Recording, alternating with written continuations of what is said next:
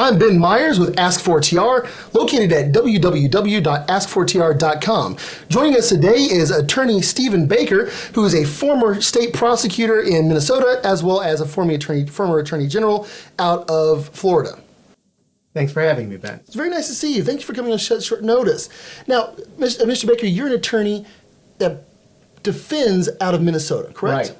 Now, what do you do specifically? Well, right now, solo criminal defense practice, anything major felonies on down the traffic cases. Everything all of us attorneys would usually do as a criminal defense lawyer. So let me ask you this. Can you distinguish between a petty misdemeanor, gross misdemeanor, and a felony case? Sure.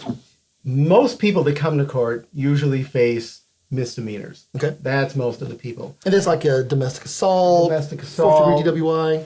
Theft, petty theft, shoplifting, some traffic offenses, careless driving, reckless driving. Those are all misdemeanors. Okay. Felonies is the stuff you read about in the paper. The murders, criminal sexual conduct, Right. bank robberies, those are big felonies. Petty misdemeanors is your parking ticket, your speeding ticket. So now, when you prosecuted cases like domestic assault, or let's look at specifically DWIs. Right. How would those cases come to you?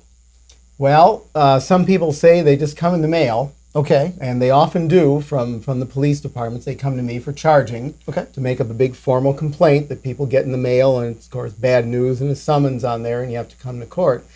But a lot of those come through police officers and police departments. Somebody stopped on the road, and they're given all those funny field sobriety tests and made to do jumping jacks in the middle of the street and all those things. Right. And then they're given a citation at the end of it, and they have to come to court. Well, now let's roll back to the actual traffic stop itself. Right. So somebody comes in, or you get in your mail a DWI, and you're reading through the facts of the case that the officer puts in it. What do you ever ask the question? Well, wait a minute. How did it come to be that they were stopped in the first place? That's a good question, Ben. What most people don't realize is officers are on the prowl all the time. They're running license plates. They got computers in their car. Right. They're wary of everything. And sometimes they can follow a car for miles if they think somehow it's suspicious. They may not have a good articulable reason, that's a phrase from the U.S. Supreme Court, Right. to think something's wrong, but they'll follow it for a while, and you make one false move, a tail light goes out. Weaving in your lane. Didn't turn your signal on, and suddenly they're on you like that, and you didn't even think there was a police officer behind you. Right. So now, once that occurs, and let's say, and just so we're clear, the legal standard throughout the country has always been a reasonable, articulable suspicion, right? Right. And that can be anything from weaving within a lane all the way to speeding or cutting off other people on the road. Is that fair to say? Sure. There's a whole wide variety of traffic offenses that law enforcement officers look for. Failing the signal, Right. not maintaining a single lane, weaving, all those sorts of things. There's also things officers look for that we don't quite know about. Except they're able to run your license plate. Right. And if that license plate comes back to somebody that they've got on file with the state that's got a suspended license, they're pretty much able to stop you then too. And there's some exceptions to that rule, but as a matter of generality, they can run your plates for no reason other than the fact that you're operating a motor vehicle on the road. For no reason at all or no good reason. Right. So now what happens once they run your plates or once they see that you made a minor traffic infraction? What happens at that point in time from the officer's perspective? Well, he hits the button, or she hits the button on the dashboard that turns those red lights on, and suddenly that's what you see flashing behind you, Right. and they've got a right to stop you. And most of the time with that, of course, they've got dash cams now. Unless they electively turn them off or Electively electively turn don't them take off. the car with the dash cam. Right. But most police agencies do have those now. And of course, they're having body cameras too. Right. But Which is a new thing that Minnesota's adopted. right. And that was a pilot project there in Burnsville for a while, and that's been adopted statewide. But the officer turns that on as well. In fact, they're recording video all the time. Right.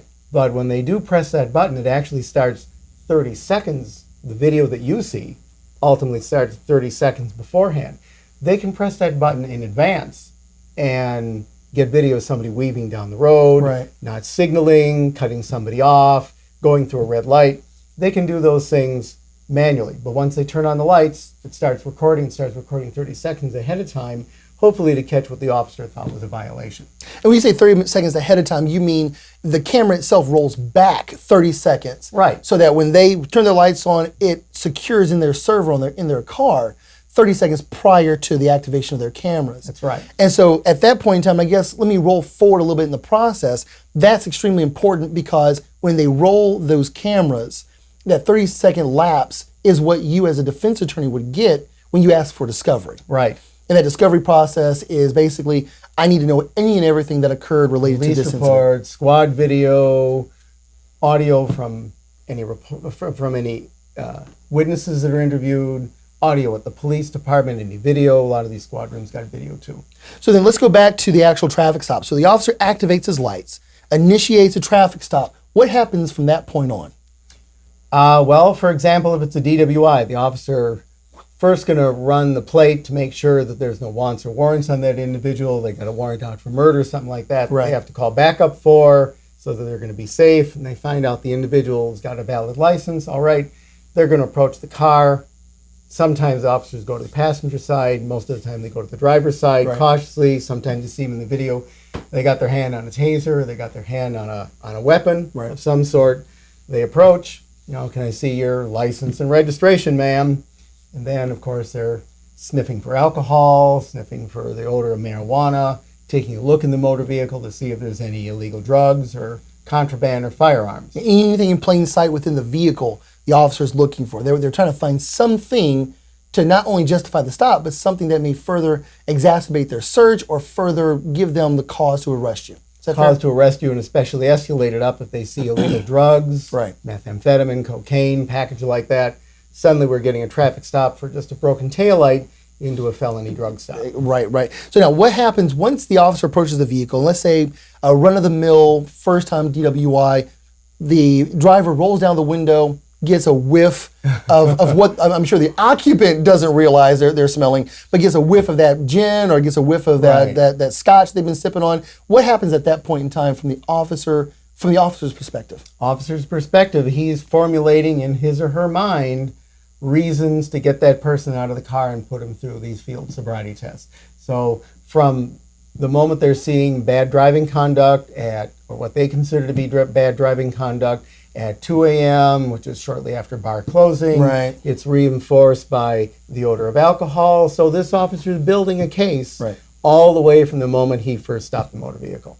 So now he has the driver out of the vehicle, believes that this person's been consuming alcohol. What does the officer in most situations do next? I'm going to be asking him what they had to drink, when and where. They ask the officer, well, have you been drinking, sir or ma'am?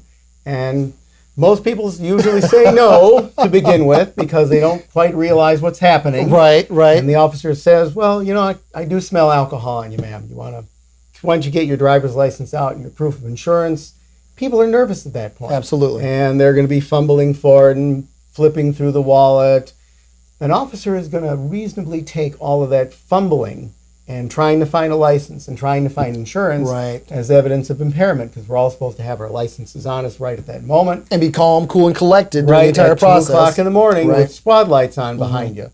And you're supposed to be able to find your proof of insurance. It's supposed to be right there in the glove box. So the officer is interpreting all those things in a way that he or she is actually allowed to. Gets you out of the car and is going to be examining how your balance is, whether you need to use the door for support, whether you're able to find these things, and of course the words you're talking at that very moment may be emitting the odor of alcohol, as well as they may be slurred and stumbling around in their speech. And don't forget the bloodshot, watery eyes. It's another form of indicia as it relates to indications of being impaired. Officers put in their police reports quite often, all the time, the usual routine: bloodshot, watery eyes, slurred speech, fumbling for the wallet, all those sorts of things. They almost say it in a military fashion, all in a row. Right. It's almost like they cut and paste it into the complaint. So now the fact of the matter is, most drunk drivers do show all those indications of impairment. And that's the other side of the coin. That's the other side of the equation, is that a lot of the times if you are impaired, those are the three fundamental forms of indicia or indicators to believe they're actually impaired. Right. So now once that occurs, so they got them out of the car, they're walking them back after the officer has their insurance and their driver's license, they're walking them back and they have them do field sobriety tests. Standardized field sobriety tests.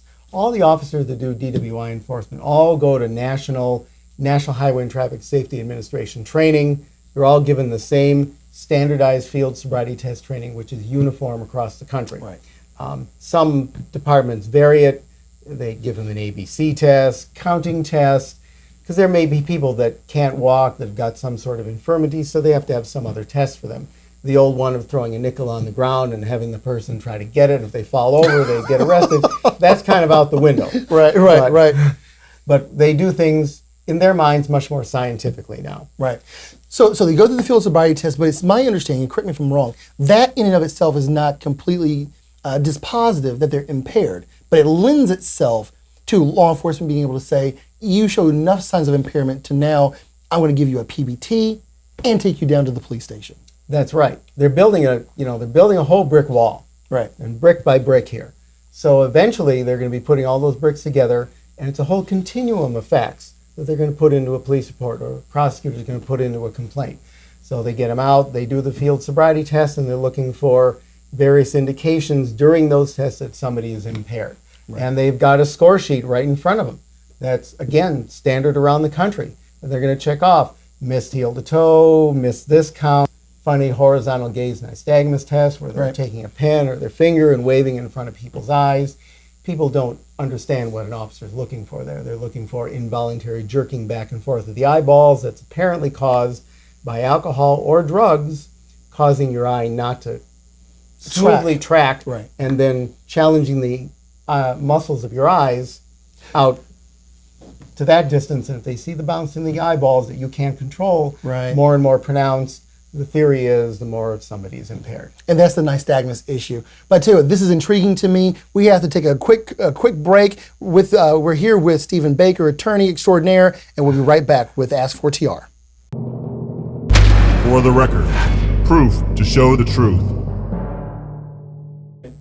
I'm Ben Myers with AskForTR.com. Today, joining us again is Stephen Baker. Thanks for sticking around, Steve. I appreciate Pleasure to still be here. So now, in our previous segment, we talked about PBTs and what occurs post-stop of an individual who's suspected of driving while impaired. This is after an officer gets done with all these field sobriety tests, what I call the physical field sobriety test, walking a straight line, balancing on one leg. After all that is done, the officer's made notes, checked off all the stuff on his chart, and thinks that somebody's under the influence enough to give him cause or reason to give him the preliminary breath test. A lot of people mistake what this preliminary breath test device is versus the big breath test that we've all heard about on TV and radio. And that's the initial PBT is the one on the side of the road. The big intoxilizer machine is the one that they get you to take down at the police station. At the police station, right. A preliminary breath test device is about that big, little square box with a straw on it. The officer is going to put a mouthpiece on it and going to ask you to blow into it. Okay. A lot of people refuse that, and that's actually the wrong move. Under Minnesota law, if you refuse one of these PBTs, that's automatic reason for an officer to pull you in, take you down for the big breath test. Right. Even though you think you haven't had anything to drink, even though you think that you've passed all these field sobriety tests, failure to take that test is a fatal mistake. Well, now let me ask you this. If you fail to take the PBT, is that in and of itself in Minnesota a crime? No, that isn't a crime, but it gives the officer complete reason to take you down for a preliminary breath test. The idea is that if you refuse to take the preliminary breath test, it's evidence of that you know that you're impaired, and therefore by refusing it, that gives the officer yet another reason to assume that you're on alcohol or illegal drugs and that they should take you in. Now let me ask you this. Looking just at the PBT testing on the side of the road, if let's say you do take the PBT test and it shows that you pass or you fail or there's some indication of what your blood alcohol concentration actually is, can that be used against you in court at a later time? Yes and no. There's a lot of law on that. If somebody is under the age of 21, for younger viewers here, if you PBT and you PBT a test that's even 0.05, 0.07, 0.02, 0.02, and you're under 21, we got the zero tolerance law in Minnesota. Right. They're going to take you for the regular breath test, or you're going to get charged with something there. It may not be a fourth degree DWI, but it could be operating a motor vehicle under the influence Right. for whatever reason because you are not of the legal age to consume alcohol. And that preliminary breath test device is something that can still be used against you in court because we're not looking for a particular 0.08 or 0.16 level. It's Right. just any amount of alcohol. Anything above a 0.00000, Right. that's enough to use that particular test in Sure. order to establish, well, basically, or in order to establish a conviction for somebody who's under the age of 21. We don't have to have it, calibrated with a Cray Research computer on the dark side of the moon or anything like Right. that for a preliminary breath test. If it detects alcohol and it confirms everything the officers have already observed, somebody's going to get a ticket for zero tolerance at that point, and they can use that preliminary breath test device against them in court at trial. Intriguing. And we'll be right back with attorney Steve Baker here on Ask 4TR. For the record, proof to show the truth. And we're back with attorney Steve Baker. We're discussing PBT and the post-PBT process. Tell us what happens after you take the PBT test and you test positive or negative, but you're being taken down to the police station. All right. Well, that's where most people start to really feel the pressure of law enforcement on their shoulders, or I should say on the risks. Yeah. That's the point you see on the video where the officer says you're under arrest for DWI, Right. put your hands behind your back, and then you're going to go back of the squad car. So now you're in the back of the squad car, the officer's radioed in, now you're driving to the police station. Police station or the local county jail. What most people don't realize at that point, that video is still running. Right. In fact, there's a video aimed at the back seat. So every time somebody says something, well, darn, I shouldn't have had so much at my brother's house, or my wife did this, Right. or I, want to call somebody to tell them to hide the drugs or something like that. That is not the time to talk. When Yeah. you're in the back seat of the squad car, maybe make some chat with the officer about the weather at dead flat level best, but otherwise remain silent there. Because it's not just the video that's running, it's also the audio Audio's running, too. that's wired into the vehicle. Right. So everything that's going on from the point you were stopped all the way into the jail is being recorded, audio and video. So then you get to the police station, what happens next? The officer, most of these, of course, are alcohol cases. They're going to ask you to take a data master. It's a big breath test device that you're going to blow into. And first thing the officer is going to sit you down and read you your implied consent motorist right. People say, what the heck is implied consent? You as a motorist in the state of Minnesota implicitly consent to a test of your breath, blood, or urine if an officer has a reason to stop you, thinks you're under the influence of alcohol or illegal drugs, or even legal drugs that you're under the influence of. Right. And if you fail to take that big breath test or a blood or urine test if there's drugs involved, or if you fail it, you're going to get charged with a driving under the influence of alcohol or drug charge. Now, when you say charge, most of the time, especially in Minnesota, you're looking at an automatic gross misdemeanor as a result of not taking that examination. If you refuse to take that, there's some new changes in law on it, but otherwise, for the most part, if you refuse to take that breath test, you're automatically going to be charged with what we call a third-degree DWI, which is a gross misdemeanor, puts you in greater trouble, a year in jail, or a $3,000 fine. Now, let me back up just a little bit. So before you are told or asked to take the intoxilizer test, does the officer advise you as the defendant or you as the offender or the driver of any additional rights outside of the right to not take the exam or the right not to take the test? They certainly do. They've got, again, another form, and they read it verbatim off there. We suspect you've been driving under the influence of alcohol. They tell you that they don't tell you anymore for blood or urine, but for breath tests, which is most of the cases, refusing to take the test is a crime. Right. You've now got an opportunity to speak to a lawyer, and that officer's going to put a bunch of books in front of you and say, there's all the lawyers, give them a call if you wanted to consult with a lawyer. And when you say books, we're talking about phone books. We're talking Just about number phone of, books, right? a number Yellow of pages, specialty pages for lawyers that you can call, and these folks will be up at 3 o'clock in the morning to take your call. Yeah, I'm sure they will. So then once the officer allows the offender to use the phone and to call, is there a certain period of time where the officer says, okay, I've given you enough time, no more time, you either take the test or you don't? That's a reasonable amount of time. And that's what the whatever- case law says now, is simply the officer has to provide the offender with a reasonable period of time Right. in order to contact, consult with counsel. Most officers, if you're engaged in talking to lawyers, they're going to let you go and go and go and go. 'Cause They don't want to get their cases reversed in court, that you cut somebody off of talking to a lawyer and yank the phone away from her or anything like that. Right. If there comes to a point where you're not talking to the lawyer, or you hang up with the lawyer and you're trying to reach a family member or something, they don't have to wait for that. Right. But they do have to wait for you to consult with a lawyer and get all the consultation you need. Some people call 2 lawyers, some people call 3 lawyers. So the officer's still going to wait for that. So now, once they're done making their phone call, what does the officer do then? They're going to ask you, are you going to take the test or not? And there's actually, again, a line for them to check off whether you agree to take the breath test or not. Most people should agree to take it. Refusing to take it is a crime. That's going to get you in much greater trouble. It's easier for a prosecutor to prove refusal.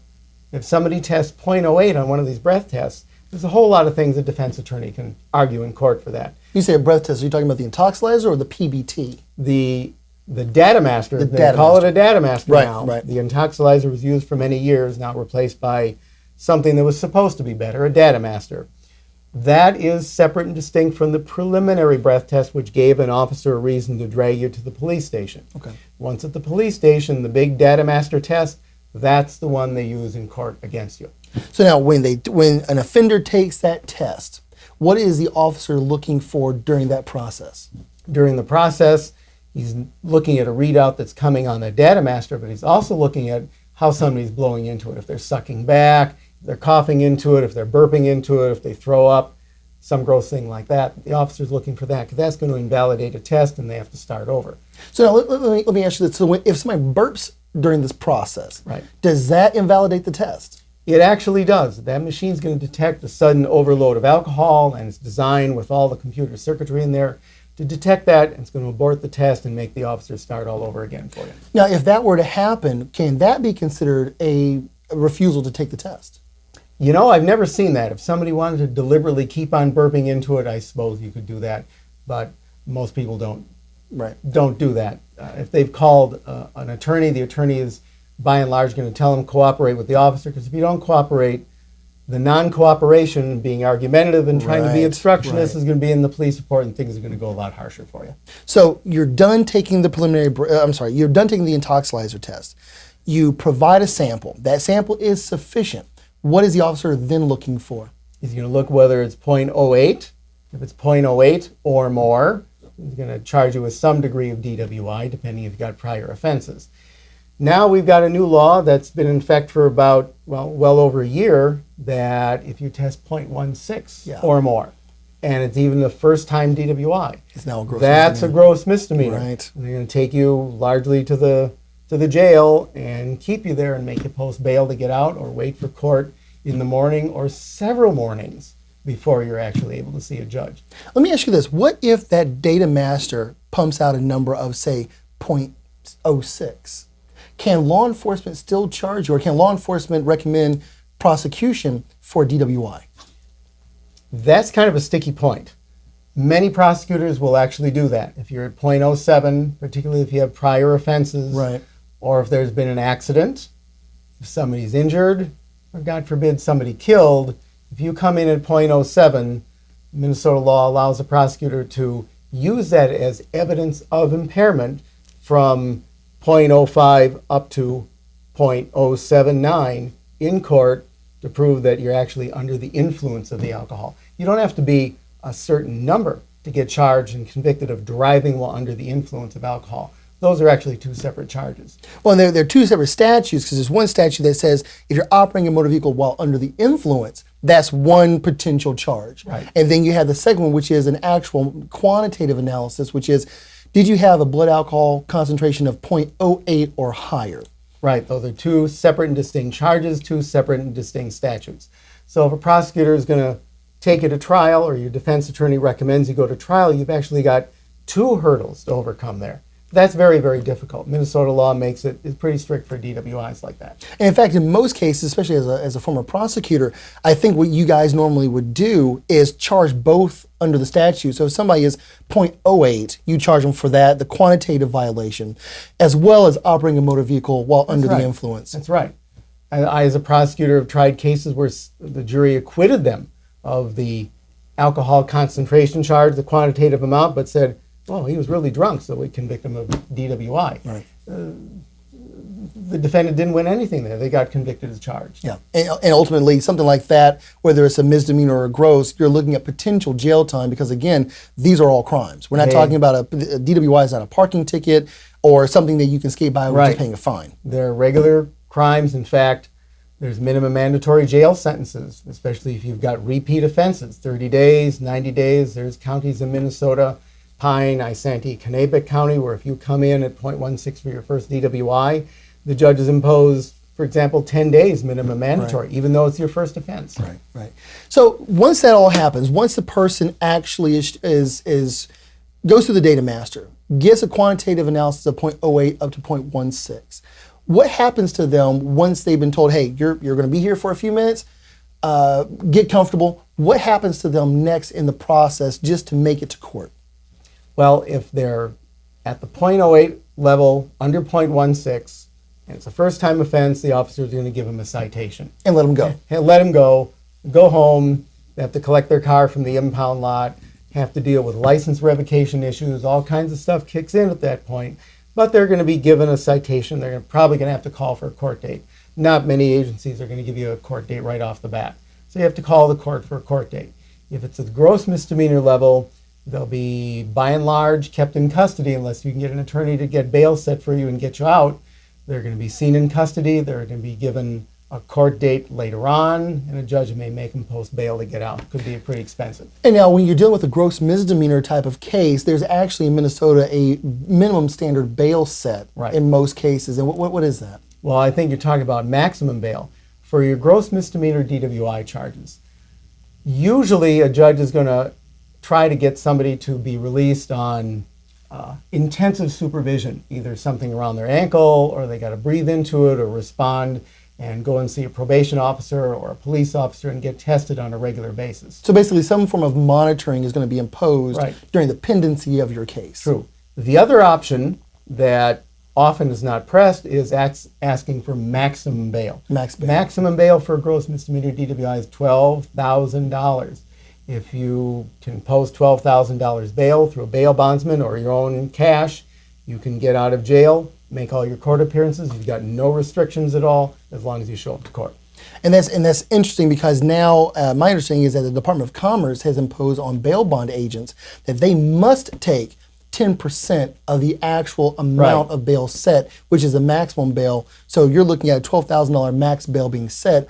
You have to pay a bail bondsman $1,200. Right, just to get out. Just to get out. Okay. No one said that this stuff is inexpensive. Even if you don't have a lawyer, by the time you're done, you're paying thousands of dollars just to make it through court. And in fact, when you deal with the DWI, you're not just dealing with one case. You're not just dealing with the criminal side. You're also dealing with license revocation issues. So you essentially have a criminal case and a civil case. So it's almost like playing blackjack. You're splitting the pot. You're going down two different paths. And I mean, that's a whole nother program. Yeah, that is true, and we'll get to that sooner rather than later. But it's interesting that one more drink than you should have taken can go from bad to explicitly worse in the area of criminal as well as civil litigation. Dramatically worse. You're not able to drive. You've got court appearances. You can't get to work. You've got things as ignition interlock. Yeah. All that's expensive. Is very, very costly. This has been Ask for TR with our guest, Stephen Baker. Steve, I want to thank you for coming out. This has been enlightening, not just for myself, but I'm sure our viewers as well. Thank you, and join us again very soon.